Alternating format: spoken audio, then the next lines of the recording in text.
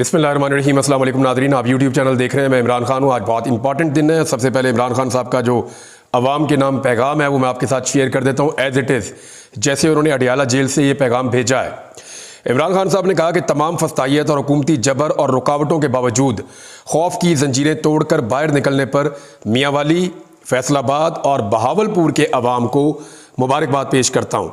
मैं चाहता हूँ कि आज 4 अक्टूबर बरोज़ जुमातुल मुबारक आप सब पुरअमन एहतजाज के लिए डी चौक इस्लामाबाद पहुँचें और लाहौर और उसके गिरदोनवा के जो अजला के शहरी हैं वो 5 अक्टूबर बरोज़ हफ्ता मीनार पाकिस्तान पर एहतजाज की पूरी तैयारी करें।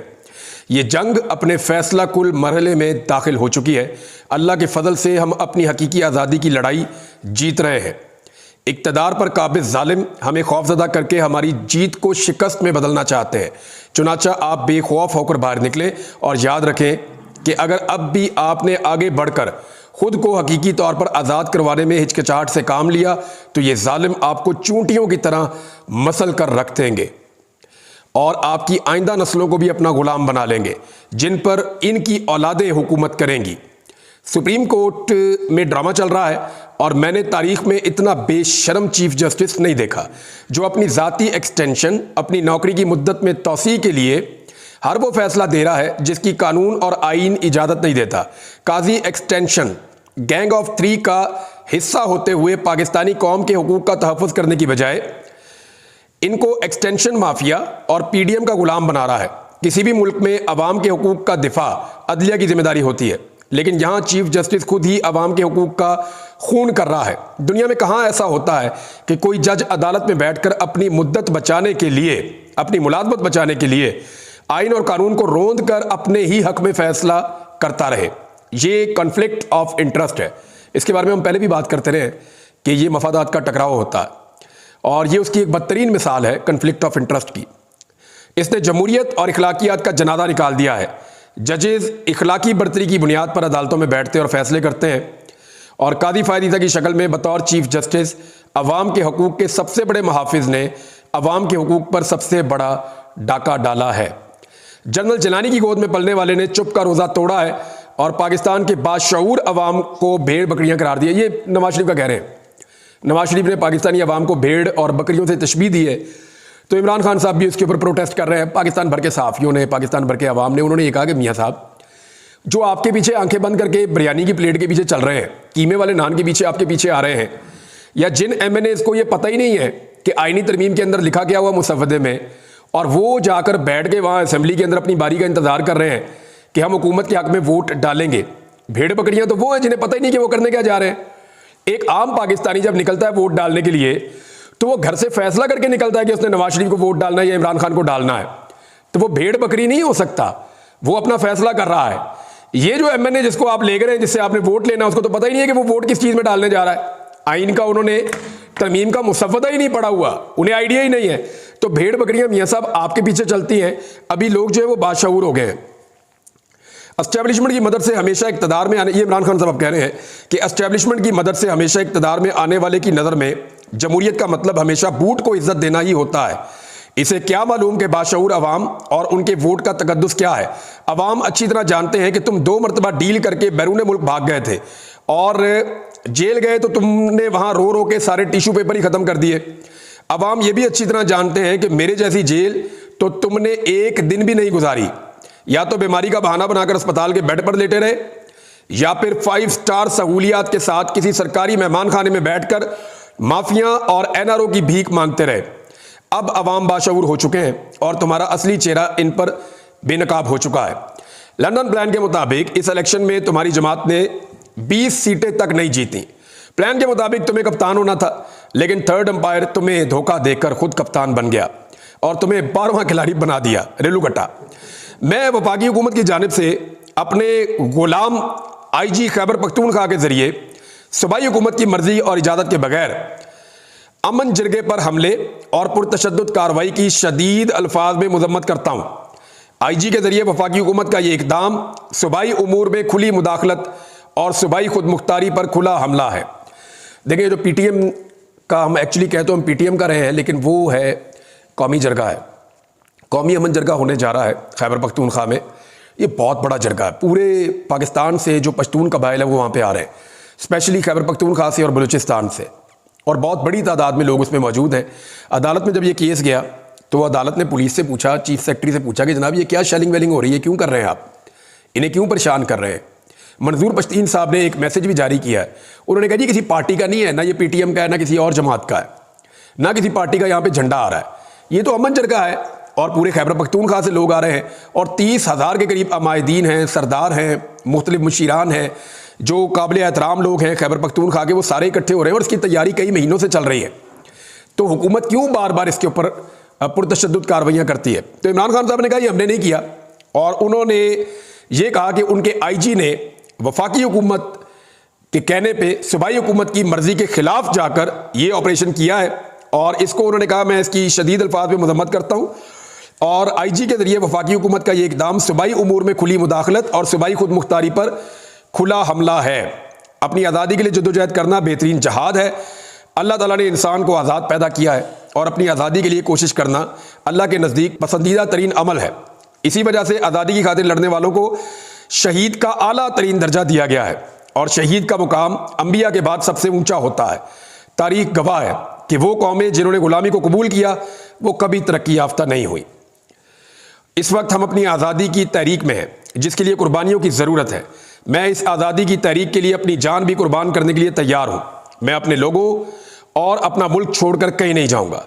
मैं तो यही मुल्क में हूँ, जितनी मर्जी सख्ती कर लें या जो चाहे सज़ा दे दें, मैं हमेशा अपनी और अपनी कौम की आज़ादी के लिए खड़ा रहूँगा। फ़लस्तीनी अपनी आज़ादी की खातिर हर रोज़ जानों की कुर्बानियाँ पेश कर रहे हैं, मैं भी हर सख्ती के लिए तैयार हूँ। इसलिए मैं अपनी कौम को पैगाम देना चाहता हूँ कि आप भी अपनी आज़ादी के लिए किसी भी किस्म की कुर्बानी से घबराएं मत और इससे पीछे मत हटें।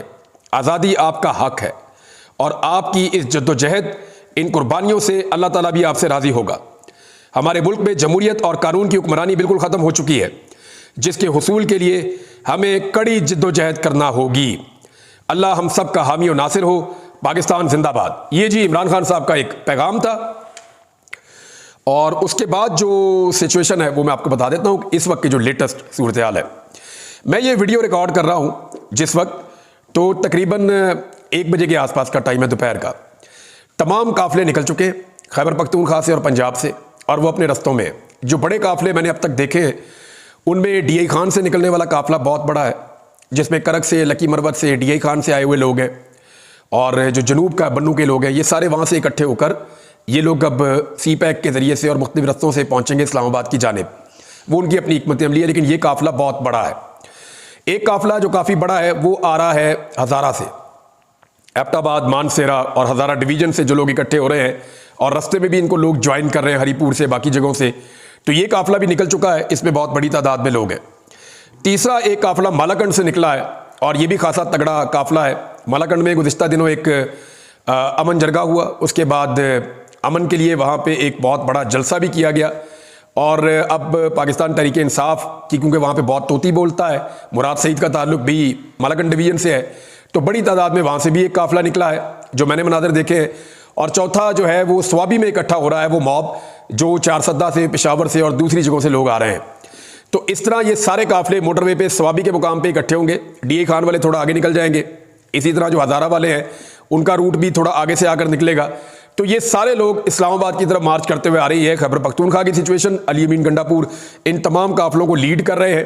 हिकमत अमली ये है कि इस मरतबा मशीनें आगे होंगी और काफ़िला पीछे होगा, और रस्ते खोलने वाली टीमें आगे चलेंगी जो पुलिस के साथ जाकर इनकाउंटर करेंगी या उनका सामना करेंगी।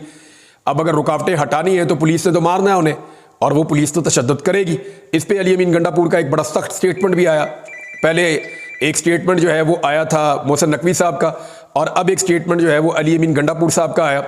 तो मैं दोनों आपको बता दूंगा, लेकिन खैबर पख्तूनख्वा के तमाम काफ़िले इस वक्त रस्ते में हैं। वो जा रहे हैं D चौक की तरफ। रावलपिंडी और इस्लामाबाद से अब इक्का दुक्का इतलात आना शुरू हो गई है। लोगों ने असेंबल होना शुरू कर दिया है, बाहर निकलना शुरू कर दिया है, और लोग बढ़ रहे हैं D चौक की जानिब। हालांकि तमाम रास्ते सील हैं, लेकिन जो लोग अंदर रहते हैं इस्लामाबाद में वो तो वहीं से निकलेंगे, और मुज़ामत का सिलसिला शुरू हो चुका है। कई जगहों से रिपोर्ट हो रहा है कि पुलिस को कारकुनों ने टफ टाइम देना शुरू कर दिया है। जबकि इस जो पंजाब से काफ़िले आ रहे हैं उनके लिए भी बहुत कड़ी रुकावटें हैं। GT रोड पे, मोटरवे पे, हर जगह से कोशिश की जा रही है कि रोका जाए। तमाम शहरों से निकलने वाले रास्ते बंद किए जा रहे हैं।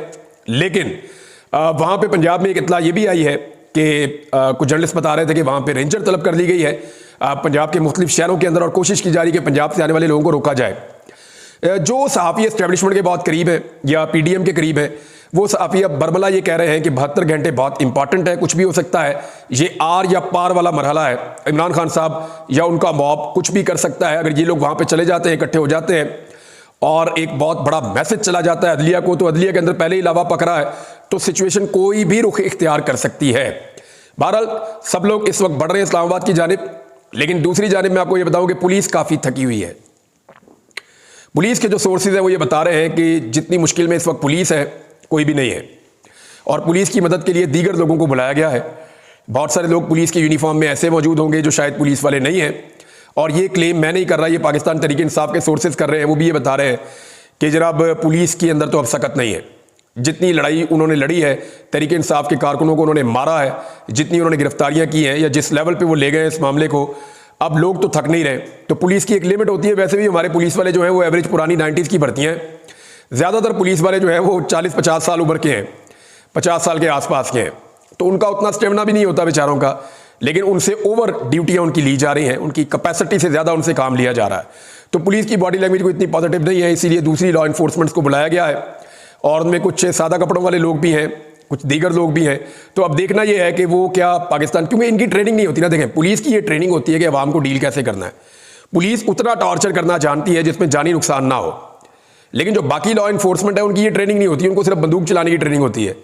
वो पब्लिक डीलिंग में उतने ट्रेन नहीं होते, तो वहां पर फिर नुकसान होने का अंदेशा हो जाता है। इसीलिए आपको पता है कि हमेशा ये कोशिश की जाती है कि जो लॉ इन्फोर्समेंट फोर्सेज हैं पुलिस के अलावा, उनमें से कोई भी बराह रास्त अवाम के सामने ना आए, क्योंकि जब वो अवाम के सामने आएंगे तो उन्हें लाठी चार्ज की या बाकी चीज़ों की तरबियत नहीं है। तो उनकी जो तरबियत है फिर वो उसके मुताबिक चलते हैं, तो नुकसान हो जाता है। लिहाजा इस नुकसान से बचने की हमेशा कोशिश की जाती है। लेकिन आज के बारे में मैं आपको कुछ कह नहीं सकता, और काफिले निकले हुए हैं। पुलिस की सिचुएशन मैंने आपको बता दी। अब जरा आप सुन लें कि गंडापुर साहब, अली अमीन गंडापुर ने कहा जी मुझे चाहे 2 दिन लग जाएं, मैं डी चौक पहुंचूंगा, मैं वापस नहीं जाऊंगा। अली अमीन गंडापुर ने कहा जी मैं अकेला भी रह गया ना तो मैं फिर भी आगे ही बढ़ता रहूंगा, पीछे नहीं हटूंगा।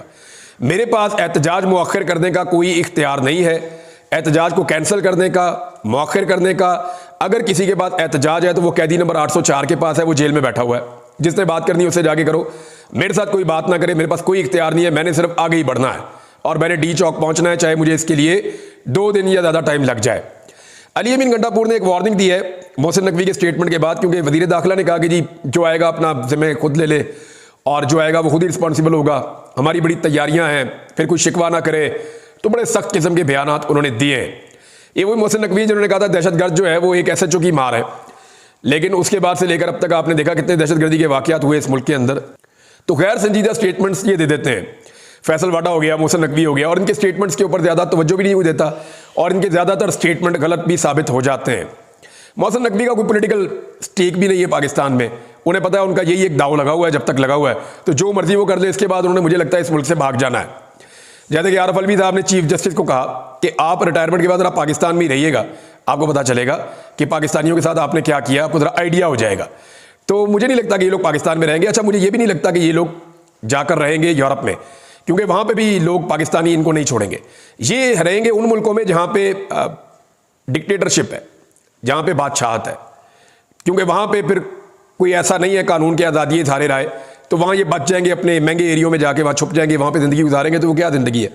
बहरहाल गंडापुर साहब ने कहा कि अगर तो तशद्दुद किया गया हुकूमत की जानिब से, हम पुरअमन एहतजाज का अपना हक लेने आ रहे हैं, हमारी लीडरशिप ने हमें हुक्म दिया है और हम आइन पर हमला रोकने के लिए आ रहे हैं। 2 मकासद हैं जी, एक वो कहते हैं अदलिया की आज़ादी के लिए हम आ रहे हैं, दूसरा वो कहते हैं हम आइन के ऊपर हमला रोकने के लिए आ रहे हैं। वकला भी यही कह रहे हैं, इमरान खान साहब और उनकी पार्टी भी यही कह रही है। तो अली अमीन गंडापुर साहब ने कहा कि अगर तशद्दुद किया गया तो जो तशद्दुद करेगा वो होगा जिम्मेदार।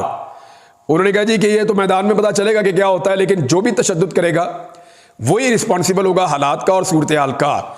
अब इस वक्त मजीद कुछ चीज़ें मैं आपके साथ शेयर कर देता हूँ जो डेवलपमेंट्स हैं। एक राब्ता किया गया है, एक नहीं बल्कि कई मरतबा राब्ता किया गया है। अभी एक दोबारा थोड़ी देर पहले पाकिस्तान तहरीक इंसाफ की सीनियर क़यादत से फिर से राब्ता किया है, और ये राब्ता हुकूमत और हुकूमत को लाने वाले वो सब मिलकर कर रहे हैं, और बीच में बंदे भी डाले हुए हैं। और उसमें ये कहा जा रहा है, पैगाम ये पहुंचाया गया है कि अभी भी अगर आप बात करना चाहते हैं तो एहतजाज आप मौखर कर लें तो किसी चीज़ के ऊपर बात हो जाती है, कुछ ले कुछ दे कर लेते हैं। लेकिन पाकिस्तान तहरीक इंसाफ का जो एक सिंगल मुतालबा अभी तक उनकी मुशावरत में सामने आया है वो बड़ा क्लियर है। हुकूमत अगर वो मुतालबा मान लेती है तो ये एहतजाज मौखर हो जाएगा, अदरवाइज़ लोग डी चौक पहुँचेंगे और सिचुएशन हुकूमत के हाथ से निकलेगी। हुकूमत ये बात अभी मान ले या बाद में मान ले, या फिर हुकूमत के बाद ये रास्ता है कि इतनी सख्ती करे, इतना टॉर्चर और इतनी ब्रूटैलिटी करे कि हज़ारों लोगों को जेलों में डाल दे, लोगों को ज़ख्मी करे, लोगों की जानें जाती हैं तो जाएं, लेकिन वो एक फस्तायत और एक मार्शल लॉ टाइप का माहौल बनाकर तहरीक इंसाफ को वापस धकेले। या तो उनके बाद ये ऑप्शन है कि वज़ीर आला जो आ रहे हैं उनको भी गिरफ्तार करें, वज़रा को भी गिरफ्तार करें और मुल्क में एक मार्शल लॉ जैसी कैफियत लगा दें। और अगर वो ये नहीं कर पाते तो फिर उन्हें बातचीत करनी पड़ेगी, टेबल पे आना पड़ेगा।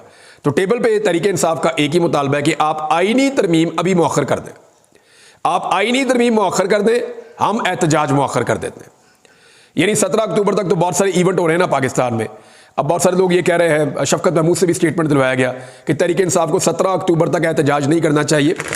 बैरून मुल्क से डिग्निटीज आ रही हैं, वज़ीर आज़म आ रहे हैं, कुछ हुक्मरान आ रहे हैं, कुछ वज़ीर ख़ारजा आ रहे हैं, शंघाई ताउन तंजीम का इजलास हो रहा है, लिहाजा तहरीक इंसाफ ज़रा रुक जाए, ब्रेक लगा दे। तो दूसरी तरफ मुतालबा तहरीक इंसाफ ये कह रही है जी हम रुक जाते हैं, हम गारंटेड रुक जाते हैं, आप इस आईनी तरमीम को रोक लें, अभी आप इसको मौखर कर दें, हम एहतजाज मौखर कर देते हैं, आप दोबारा जब आइन पर हमला करेंगे तो हम दोबारा एहतजाज शुरू कर देंगे। तो ये तहरीक इंसाफ की जानिब से कहा गया है। लेकिन अभी तक तो सूरत हाल ये है कि घोड़े निकल चुके हैं, काफिले मैदान में आगे बढ़ रहे हैं, दोनों जनब तैयारी जो है वो मुकम्मल है और ऐसा लगता है कि काउंटडाउन हो रहा है एक्शन के लिए। तो आप हमारे साथ जुड़े रहें, मैं आपको बाकी अपडेट्स देता हूं बाद में। अब तक के लिए इतने, अपना ख्याल रखिएगा, अपने चैनल का भी। अल्लाह हाफ़िज़।